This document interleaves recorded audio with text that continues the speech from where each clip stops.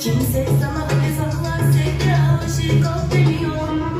Allah'tan yüreğin çok temiz ha, kurşun işlemiyor. Yoksa ben nazara gelmiştim, çoktan göze gelmiştim.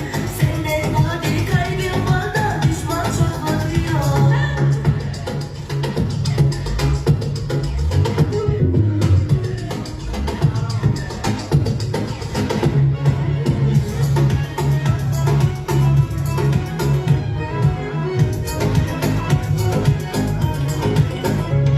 Bu devirde kimse sultan değil, hükümdar değil, bezirgan değil. O kadar güvenme hiç kendine. Kimse şah değil, padişah değil. Bu zamanda kimse sultan değil, hükümdar değil, bezirgan değil.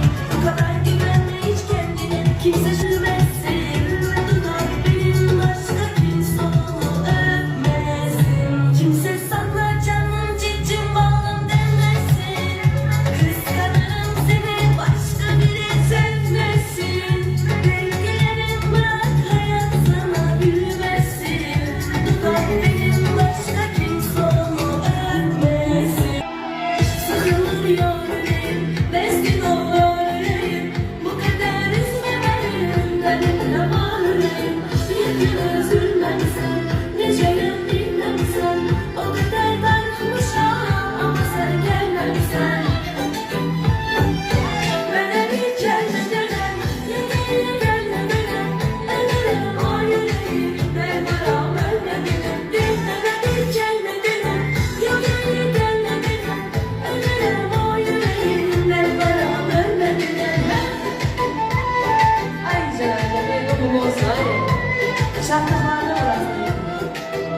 Ay canım.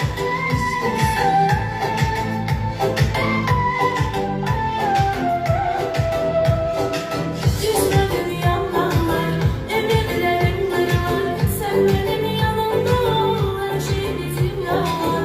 Bir gün üzülmem sen, neceyim bilmem sen. O kadar darılmışam ama sen gelmemsen. Bana bir gelme denen, yemeğe gelme denen. Ölürüm o yüreği, ben varam